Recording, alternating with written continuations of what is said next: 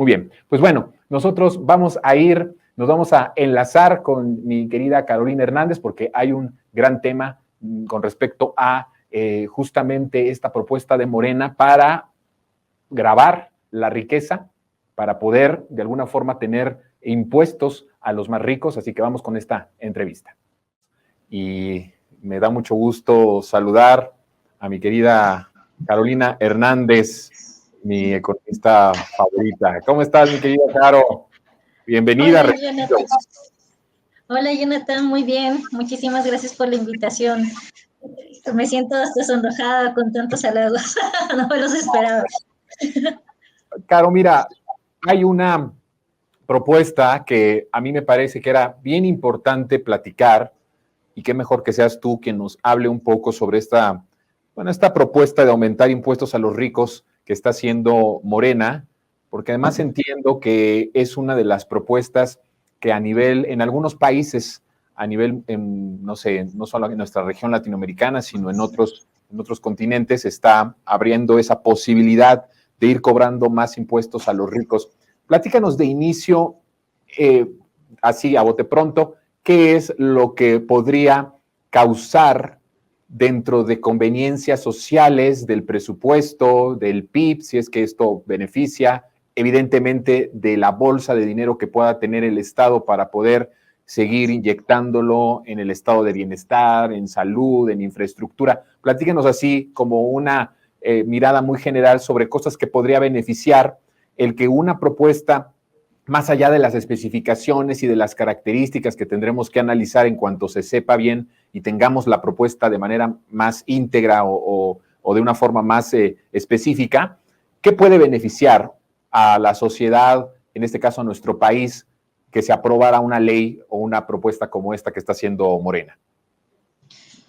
Pues mira, Jonathan, de pronto podemos nosotros entender que cuando se está en un escenario de transformación social se requieren nuevos pactos sociales y los pactos fiscales son un eje muy importante porque te van a dar cuenta del tipo de relación que se va a establecer entre el Estado y los integrantes del Estado, los miembros integrantes del Estado.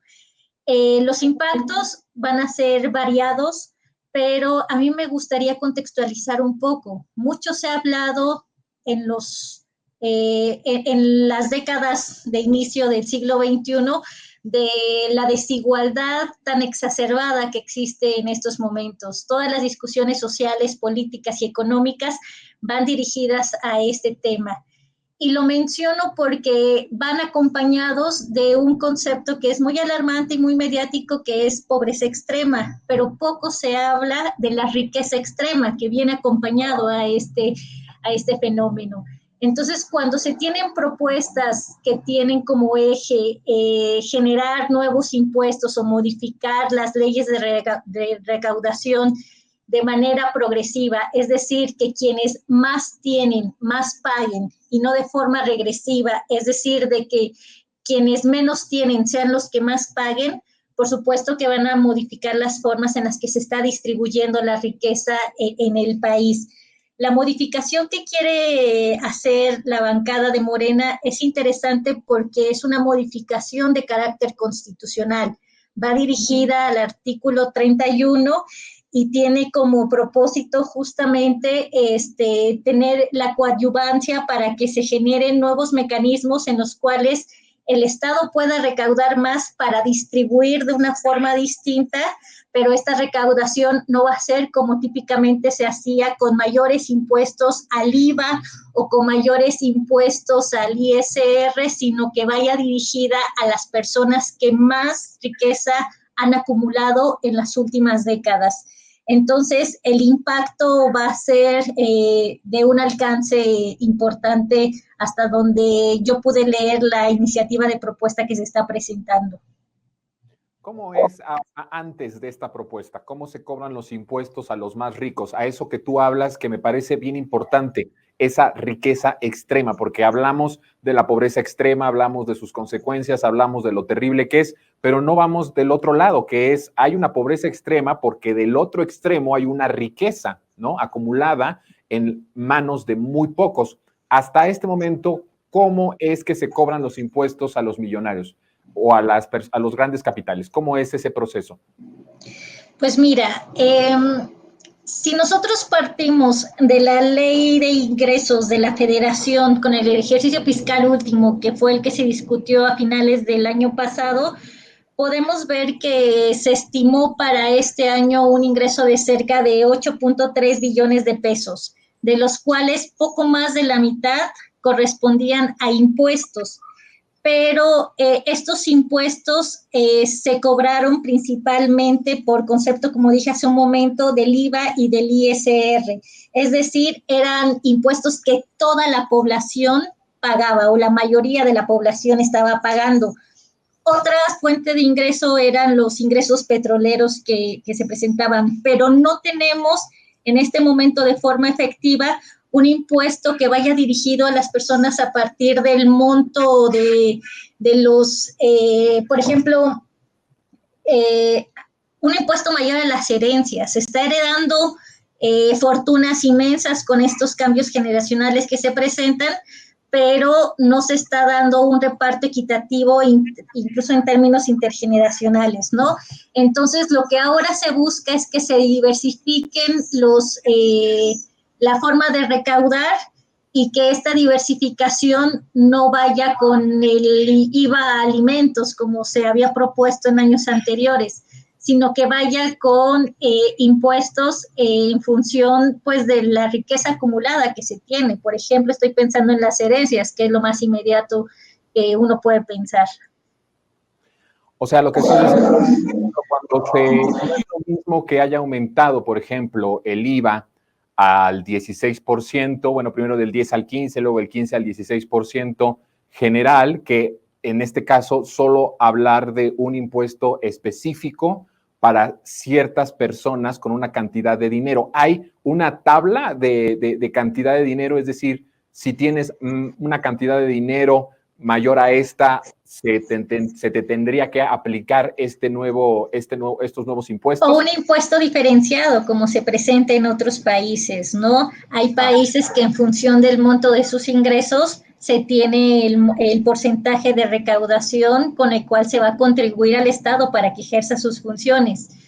Cuando no se tienen elementos de regulación de la riqueza, como es el que se presentó en las últimas décadas, incluso a nivel mundial, pero más marcadamente en América Latina, es cuando vemos que en la estructura de recaudación fiscal, la mayor parte de impuestos provienen del IVA, o sea, no importa que el IVA pase del 10 al 15%, si este impuesto se cobra a todo aquel que consume, específico a aquellos que ya están acumulando a partir de, pues, la desigualdad en el ingreso que viene en función incluso de un análisis de clases sociales.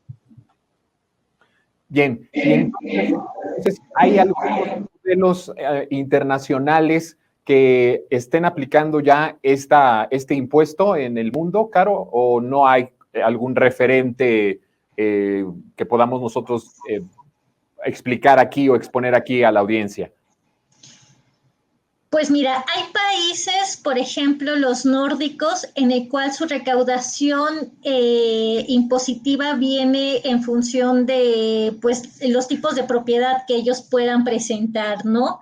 La recaudación en estos países es algo muy serio, se está recaudando cerca del 30% con respecto al PIB y esto les permite a ellos tener buenos sistemas de transporte, buenos sistemas de salud, buenos sistemas de comunicaciones, de educación incluso. Entonces es muy importante que se amplíe el monto de ingresos que reciba la federación con el ánimo de que se vaya destinado a pues prioridades en términos de la reproducción social. Una de las cosas características que ha tenido esta administración y que es reconocida en otros países, por ejemplo, y que está vinculado con el tema de la recaudación fiscal y por el ingreso y el gasto que tiene el gobierno, tiene que ver con los programas sociales. Durante el neoliberalismo se tuvo una política de austeridad, es decir, no inversión del gobierno y no mayores apoyos a seguridad social. Eso se ha modificado con las pensiones.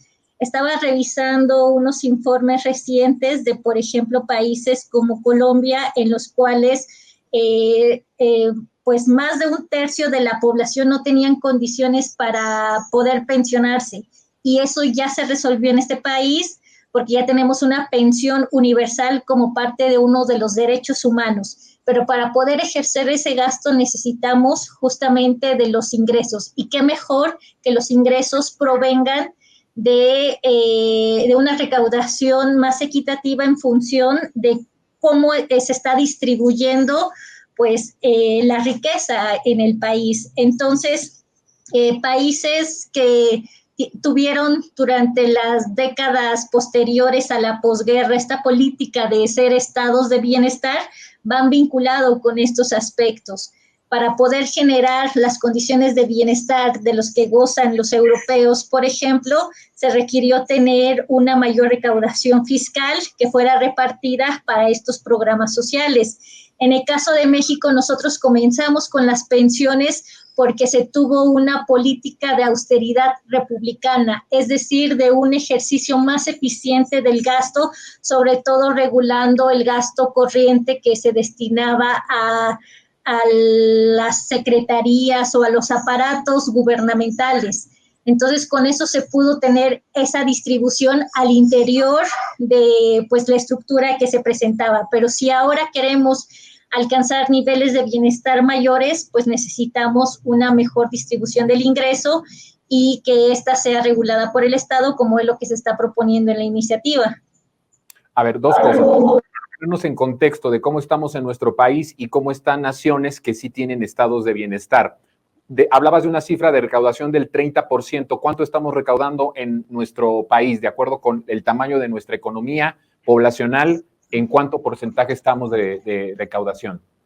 Estamos en la mitad, o sea, incluso en las cifras con respecto a la OCDE, estamos en la mitad de esta recaudación que se tienen provenientes de los impuestos a la propiedad, ¿no? La mayor parte de la recaudación en nuestro país, insisto, es por vía del consumo, que aplica a toda la población sin tener esta discriminación en función de los ingresos.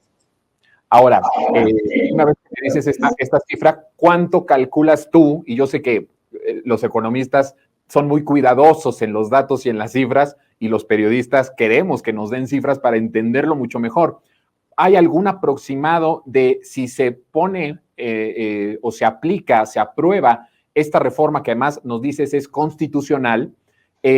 ¿Cuánto podría aumentar de ese 15% de recaudación? ¿Cuánto podría aportar más para llegar pues por lo menos a una media mucho más competitiva con otras naciones? ¿Como cuánto podría recaudarse más si se grava a la riqueza como se está proponiendo con esta propuesta?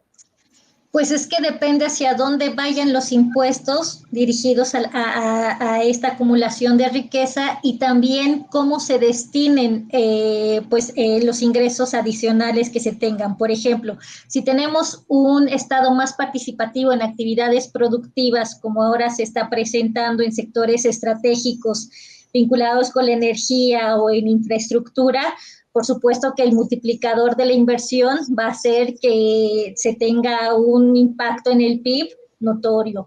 Pero si también va destinado a esta seguridad social, los beneficios no necesariamente van para el PIB, pero sí se podría beneficiar otros indicadores que son más de integración social. Entonces, aquí sí es muy importante que nosotros veamos hacia dónde, número uno, cuánto va a aumentar la recaudación si se aplican estos impuestos una vez que se aprueben y de la forma en que se aprueben, y dos, hacia dónde va dirigido ese nuevo gasto. Entonces, es un escenario en el cual pues nos demandan los mexicanos y a las mexicanas estar muy atentos porque usualmente se pasa de noche cuando se tienen estas negociaciones por ahí del mes de noviembre, ¿no? Cuando se tiene que aprobar la ley de ingresos y la ley de egresos. Pero ahora que estamos en un momento en el cual la gente está más interesada en los temas de la política nacional, pues la invitación es a que veamos cómo se están discutiendo justo estas formas de erogación que se tenga del gasto. A ver, vamos a ir. Lo que nos estás diciendo es, la aprobación de esta reforma podría tener una repercusión directa en la profundización del estado de bienestar, que además este gobierno ha sacado esos recursos de forma que muchos dicen ni se explican cómo, casi milagrosa, con el combate a la corrupción. Y por otro lado, que más eso del combate a la corrupción lo reconocen los empresarios, que hay un combate y que de ese combate hay recursos, bastantes recursos, y por otro lado, por la austeridad republicana. Esto quiere decir que sí es proporcional este impuesto a la riqueza, o podría ser proporcional a una profundización del estado de bienestar en nuestro país. ¿Es correcto esto o estoy faltando a la verdad? No, es que está muy bien. Cuando se está haciendo esta política de combate a la corrupción, es entender que una forma de acumulación del patrón neoliberal estuvo vinculado con la corrupción porque se vendieron o se regalaron en muchos casos unidades productivas que pertenecían al sector público, que eran propiedad justamente de la nación. Cuando se privatizan hay un cambio de propiedad y está vinculado con la corrupción porque hasta se les dio financiamiento, ¿no? O también el tema de la corrupción es por el elevado nivel de salarios que tenían algunos funcionarios que más que pagárseles por realizar sus actividades administrativas, pues tenían una intención de seguir teniéndolos como cómplices. Ahora lo que nosotros estamos viendo es una política de participación estatal, pero dirigida a la planeación económica. Es decir, que el Estado intervenga en sectores productivos que son estratégicos, ya sea en cuestión de energéticos o que son estratégicos para la reproducción de la vida social en general. Y por eso es que pienso en los programas de seguridad social. O sea, una sociedad que no se preocupaba por sus ancianos era una sociedad que estaba dando síntomas de falta de salud, por ejemplo, o que no se preocupara por las universidades o por las escuelas y ahorita se están creando, o que no se preocupara por los caminos que conectaran comunidades en el sur del país. Aquí ya estamos hablando de distintas formas de destinar el gasto, unas que incentivan el multiplicador de la inversión y que son muy favorables, y otras que van destinadas justo a satisfacer las necesidades de la población, que al final de cuentas es el objetivo último del Estado. O sea, el Estado tiene como función garantizar el buen desarrollo de los habitantes que integran su sociedad. Entonces, siento que sí estabas completamente en lo correcto.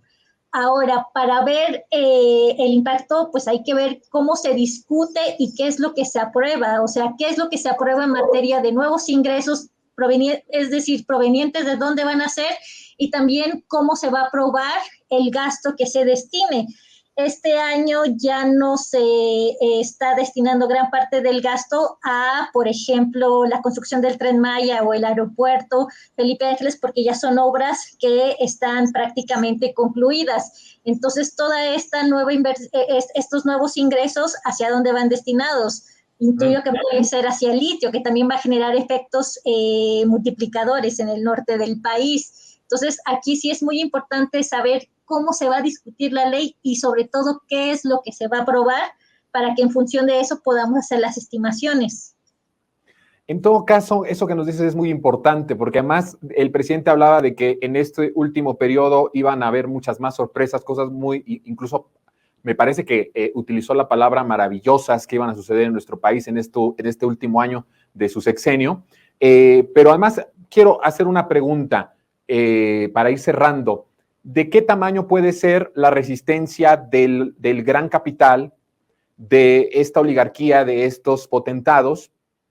Porque, Carolina, hay que reconocer que por lo que nos has explicado, pues se la viven muy bien en nuestro país, es decir, ser rico en nuestro país es beneficioso, es mucho más beneficioso que en otras naciones, porque no te cobran los impuestos que tendrían que cobrarte o te los regresan o no te los cobran, porque eso es lo que hemos visto en esta administración, todo eso que pasaba en el antiguo régimen. ¿Calculas tú que pueda ser esta ley una de las que más resistencia y más furor despierten en esa oligarquía, en esos potentados? Por supuesto que sí, porque tú acabas de mencionar pues la reacción que se puede esperar del gran capital. Y aquí hay que recordar que el objetivo último de la clase capitalista es la maximización de la ganancia, tener cada vez más ganancias y a ritmos acelerados. Si tú pones un impuesto que les disminuye los ingresos en aras de repartirlo a la sociedad, por supuesto que esto va a atentar contra todos sus modelos ahí que hayan planteado, ¿no? Sus modelos de organización. También estamos pues en un momento en el cual se va a develar algo que durante mucho tiempo se ocultó.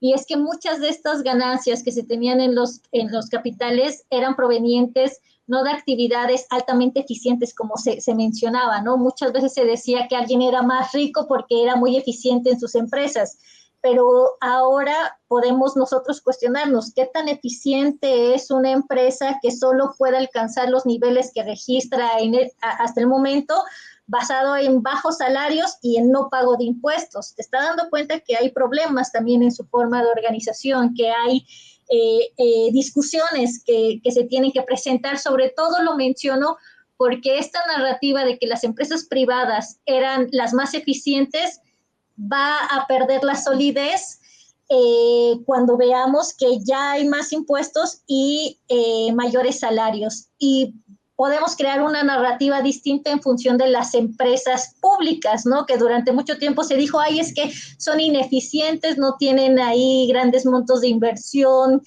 tecnológica y además son corruptas, ¿no? Como si las privadas no fueran corruptas. Entonces, mi opinión es que sí va a generar un ambiente político muy interesante, pero también creo que con esta ley del capital de concentración y centralización de capitales, en el cual vemos que las fortunas del país cada vez se reducen a menos familias o las empresas que más flujos comerciales generan cada vez son menores por esta compra y adquisición de otras empresas, nos damos cuenta que es una clase capitalista muy poderosa, pero cada vez se va haciendo más pequeña, ¿no? Y es un caso distinto con toda la población que, según varios artículos, pues somos el 99% de la población que no estamos siendo favorecidas por el modelo que ahora se está transitando. Solo quiero que me digas una cosa, Caro, si tiene algo que ver o no tiene nada que ver. En el periodo neoliberal se vende Banamex a Citigroup y por esta transacción no se paga impuestos. En este sexenio se hizo una compra de, bueno, una fusión entre Televisa y Univisión y por esa fusión sí se están pagando miles de millones de pesos de impuestos. ¿Tiene algo que ver esta diferencia entre el periodo neoliberal y este periodo de la Cuarta Transformación o en condiciones técnicas no tiene nada que ver? Claro que sí, porque se está acabando con ese tipo de corrupción. Y también se está acabando, por ejemplo, con las grandes empresas que no hayan pagado impuestos en años, ¿no? Parte de nuestros mayores ingresos públicos en los últimos 3 años fueron porque se les obligó a empresas a pagar los impuestos que no se habían pagado, ¿no? De repente vemos ahí a un empresario de una televisora muy desquiciado porque se está obligando a esta televisora a pagar y todavía nos debe como 4,000 millones de pesos, ¿no? Entonces, sí, aquí es importante que no solo se cumpla el marco jurídico que de entrada les obligaba a pagar, sino también que ahora la propuesta que hay en Morena es de que se creen nuevos impuestos dirigidos no solo a estas transacciones, sino a la pertenencia acumulada de riqueza que se ha generado en las últimas 3 décadas. Solo hacerte una última pregunta. ¿Leíste el artículo de Nexos del Mexicano Hoy Regreso al Liberal Salvaje? ¿Tuviste la oportunidad de leerlo o no lo has leído? La verdad es que hace mucho tiempo que no leo la revista Nexos. Hay nuevas revistas que están surgiendo, por ejemplo, Conciencias o la revista Memoria, que te dan artículos mucho más interesantes y pensados, pero Nexos sé que escriben personas de la Facultad de Economía y entiendo su perfil y ya sé para dónde van, entonces el tiempo es corto. que te lo pregunto? Porque justo en este artículo que firma Marco Antonio Robles, Benjamín Salmón y Guido Lara, hablan justamente, por lo menos en su forma de expresarlo y de explicarlo, se trata de una gran encuesta que se levanta ellos dicen México de abajo, en la base de la pirámide, en donde ya ellos reconocen que ahí en esa base de la pirámide la desigualdad está bajando, la pobreza está bajando, con testimonios incluso de personas que hablan y que literalmente les contestaron si antes podíamos comer una vez cada 2 meses carne, ahora podemos comer al menos una vez a la semana carne, con todos los apoyos sociales de la Cuarta Transformación. Es decir, hasta estos personajes que escriben en nexos, vinculados, como tú bien lo dices, a una orientación de pensamiento muy, muy específico, están reconociendo que algo se está moviendo en el país a través de la política de bienestar del presidente López Obrador. Y con eso quiero tu conclusión sobre esto para terminar. Pues mira, tú mencionaste algo interesante, que ellos hicieron este artículo en función de las encuestas. Y eso a mí me da pie para sostener de que la academia tiene que acercarse justo al diálogo con la población, porque otros economistas con la misma línea, pero que solo se queden en sus escritorios, van a seguir pensando que la desigualdad no bajó porque la realidad se comporta de manera más terca a sus modelos econométricos. Pero es una realidad, o sea, la gente ahora ha recibido, me parece que son 10 millones de hogares los que están recibiendo algún tipo de apoyo a partir de esta seguridad social. Por supuesto que se ve reflejado, porque además, ¿a qué destinan su ingreso las personas de los sectores más bajos? A comida. O sea, es una desvergüenza además que ellos pues no alcancen a entender, porque ya más o menos entiendo sus narrativas, ¿no? Dicen, pues ya pueden comer más carne, pero imagínate, estamos en el siglo XXI y que el indicador sea que gracias a apoyos sociales la gente puede comer carne, es ya de una condición de humanidad en la cual nos encontrábamos derivada de las políticas neoliberales. Pero te voy a poner un dato que ese sí lo revisé con más calma. De acuerdo a los datos de INEGI, la pobreza laboral ha disminuido en 2 puntos y ha disminuido en un contexto en el cual estamos saliendo de una pandemia y estamos en una guerra internacional con todas las implicaciones económicas que eso genera. Yo no sé si otro país en el mundo está reduciendo sus niveles de pobreza laboral y además los de asistencia social. Mencionaba ahorita durante la entrevista, América Latina tiene un debate importantísimo por el tema de las pensiones, porque en sus gobiernos ni siquiera se concibe la idea de una pensión universal, como en este país se volvió una realidad desde hace 2 años, ¿no? Entonces me parece que son avances muy importantes y pues habría que revisar cómo están escribiendo ahora los economistas de todos los paradigmas económicos, en el sentido de que durante muchos años todos se quejaban de la desigualdad, pero seguían defendiendo la propiedad privada y a los grandes empresarios, ¿no? O sea, era como nada más un discurso súper cojo porque no se iban a la profundidad de las raíces de la desigualdad. Solo parecía un muro de lamentaciones cuando nosotros leíamos esas revistas. Muy bien. Pues, Caro, revelador, como siempre, todo lo que nos explicas con mucha paciencia y con mucho detalle. Te agradezco enormemente, querida Carolina, el que hayas estado con nosotros en este espacio y ojalá y pronto podamos volver a tener comunicación para hablar más sobre este dato tan importante de la pobreza laboral que ha bajado en nuestro país. Entonces hay que ahondarlo. Muchas gracias, Carolina. Te mando un fuerte abrazo. Bien, pues ahí estuvo Carolina Hernández, economista.